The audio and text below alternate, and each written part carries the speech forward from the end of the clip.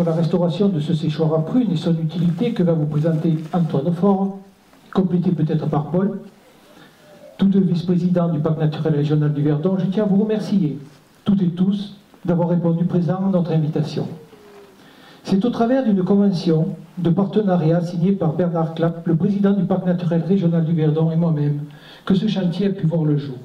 Doté d'une dimension participative, ce chantier a permis de maintenir le lien social, le faire et le vivre ensemble, ainsi que la vie collective qui ont été valorisées au sein d'une dynamique de groupe. Chacun s'est senti responsable de la tâche qui lui était confiée.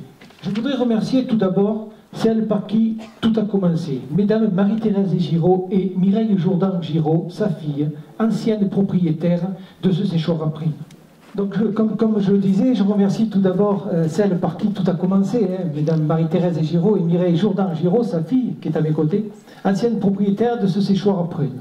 Lorsque je leur ai exposé le projet du conseil municipal de vouloir restaurer ce bâtiment qui s'effondrait, elles ont rapidement été séduites et ont souhaité nous donner la priorité. Après négociation sur le prix d'acquisition, vous le comprendrez. Nous avons pu nous mettre d'accord. Je pense qu'aujourd'hui, Madame Jourdan-Giraud, puisque vous nous faites l'amitié d'être parmi nous, que vous ne devez pas avoir de regrets en constatant le résultat obtenu. Je vous laisserai le soin tout à l'heure de visiter, vous verrez, c'est du travail, un énorme travail qui a été fait par rapport à l'état dans lequel il était devenu. Sachez, mesdames, sachez, madame, que si d'aventure vous envisagiez de céder la parcelle attenante, nous serions là pour vous faire une offre. Je voudrais remercier le conseil municipal et les membres de la commission patrimoine, Paul Corbier, André Collomb, Pierre Rébaud et Nathalie Lamy-Brionne, qui après débat ont finalement choisi de s'orienter vers un chantier participatif et solliciter les services du Parc naturel régional du Verdon. Remercier tous les bénévoles, habitants de Saint-Julien ou venus d'ailleurs, qui grâce à ce choix ont pu profiter pleinement de ce chantier école, mené de main de maître, je vous le conçois, par Philippe Berton, qui est à mes côtés. Il est là. Formateur à l'école d'Avignon, accompagné de Marjorie Salvarelli, notre interlocutrice privilégiée, elle est là-bas, chargée du projet patrimoine bâti au PNR. Sachez, messieurs les vice-présidents, que vous avez là quelqu'un de passionné, volontaire et compétent. Voilà, je pense que déjà à ce stade, on peut les applaudir, parce que c'est les bénévoles qui sont bien vérifiés. Remercier la région, qui a apporté son soutien financier dans le cadre du programme Éducation au territoire 2015, en complément de l'autofinancement fait par la commune. Remercier le personnel technique et administratif communal, la communauté de communes du Moyen Verdon, pour sa contribution à l'élaboration du document d'urbanisme. L'hôtel-restaurant Le Pidanou pour le ravitaillement du midi. Et Dieu sait si c'était un moment convivial et important de la journée, que de se rassembler et de se retrouver à midi pour déjeuner ensemble.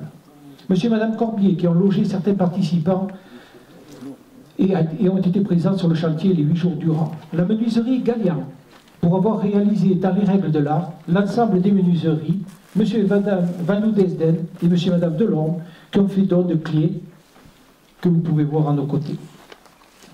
On vous en expliquera l'utilisation et l'usage tout à l'heure. Mais aussi Verdon Info, que dirige Christian Reboul. Radio Verdon et son animatrice Annabelle Chauvet, La Provence et son correspondant Alain Curzi, Marlène Economides, chargée de communication au Parc naturel régional du Verdon, qui ont fait la promotion de cette action au travers de leur émission, articles et communiqués de presse. Cet édifice étant une des dernières traces d'une activité agricole encore très présente dans le Moyen Verdon jusqu'à la Seconde Guerre mondiale, méritait d'être sauvé, afin de ne pas perdre la mémoire de cette pratique et l'associer tout naturellement à notre dernière réalisation de vergers villageois, où plus de 20 arbustes pruniers de variété pardigone ont été plantés sur la commune. Vous en avez 2 exemplaires à vos côtés, 2 qui ont été plantés l'année dernière. La valorisation de ces sites pourra se faire au travers d'animations, ponctuellement, et grâce à des panneaux d'explication qui seront apposés ultérieurement dans cet espace. Encore une fois, bravo à tous les bénévoles pour votre disponibilité. Je sais maintenant pouvoir compter sur votre générosité, éventuellement pour d'autres chantiers participatifs sur notre commune. Je cède maintenant la parole à Antoine Faure, l'homme de l'art, et vous donne rendez-vous dans quelques instants pour trinquer à la santé du séchoir, mais aussi des bénévoles et tous ceux et celles qui, de près ou de loin, ont contribué à la réalisation de ce projet. Je vous remercie de votre attention. Monsieur le maire, je crois que beaucoup de choses ont été dites, et ce qui fait que je vais être relativement bref. Je voudrais juste rappeler que ce chantier, comme vous l'avez dit, participatif, a été fait dans le cadre d'un appel à projet à commune volontaire, et votre commune a répondu présent, et c'est vraiment une très bonne chose. Je crois que les villageois se rendent compte aujourd'hui du travail qui a été fait. Que ce travail qui a été fait, il va bien au-delà d'une simple réhabilitation, d'une simple reconstruction où on achète un bâtiment, on refait un enduit, etc. Mais il y a eu une véritable réflexion importante qui a été menée sur l'origine du bâti, ce que représentait ce bâti, vous l'avez dit, dans le patrimoine local et dans l'activité locale, puisque la prune perdigone était une activité importante au niveau de votre commune et Castellane aussi, pour d'autres raisons. Donc il y a eu tout un travail qui a été fait sur le bâti lui-même. Et après, ce qu'on peut saluer, et ce qui a créé du lien, j'ai appris que Paul Corbier jouait aux boules. Bon, il est très mauvais, je crois. Hein. Il triche un peu, il est mauvais perdant. Mais bon, il joue aux boules, et il joue aux boules, on peut dire, grâce ou à cause de ces chantiers participatifs, puisque ces chantiers participatifs, vous l'avez dit, ça crée du lien. Même si on se connaît tous, moi j'habite Ops, hein, c'est bon, plus gros qu'ici, mais on se connaît à peu près tous, mais c'est vrai qu'il manque toujours des moments où on se rassemble, on travaille ensemble, et c'est vrai que ça crée du lien. Et après, je voudrais saluer la qualité du travail qui a été réalisé, parce que là aussi, bon, je sais qu'il y a eu des discussions, pierre apparente, ou chaud, enfin, ou plâtre, etc. Enfin, Paul l'expliquera mieux que moi. Mais c'est vrai que c'est un travail de qualité qui a été fait, qui respecte vraiment les méthodes traditionnelles. Et c'est vrai que l'école d'Avignon, sur ce point-là, est vraiment en pointe. Et bravo pour tout ce que vous avez fait. Je m'arrêterai là. Je voudrais remercier, vous remercier vous pour ce que vous avez fait. Le parc lui est intervenu grâce à vous. Hein. Vraiment, merci pour le travail qui a été fait. Et je crois qu'on a participé financièrement, mais par rapport à vous, beaucoup moins. Mais merci aux élus, merci aux bénévoles, et merci à vous d'apprécier le travail qui a été réalisé. Tout le monde a envie d'aller boire l'apéritif. Donc, juste 2 mots. Non, je crois que le parti pris qui a été fait pour la restauration de ce séchoir, c'est de remettre tout à l'identique. C'est-à-dire les fenêtres, le mur en gypse, etc., la porte, la fermeture de la porte.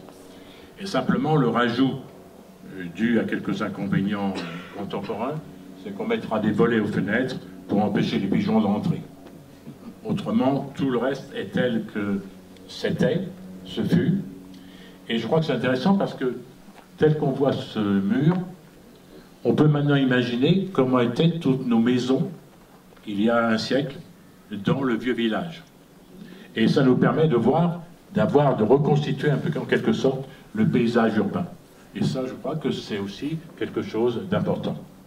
Bon, je ne reviens pas sur l'aspect convivial et très agréable du travail, encore que nous étions très secoués par Marjorie, qui veillait à ce que le travail soit fait et qu'il n'y ait pas trop de repos. Mais quand même, Marjorie, malgré toutes les tracas que tu me donnes, y compris me téléphoner ce matin à 9h moins le quart, je salue vraiment tout le travail qui a été fait. Et je crois que sans toi, rien n'aurait pu se faire.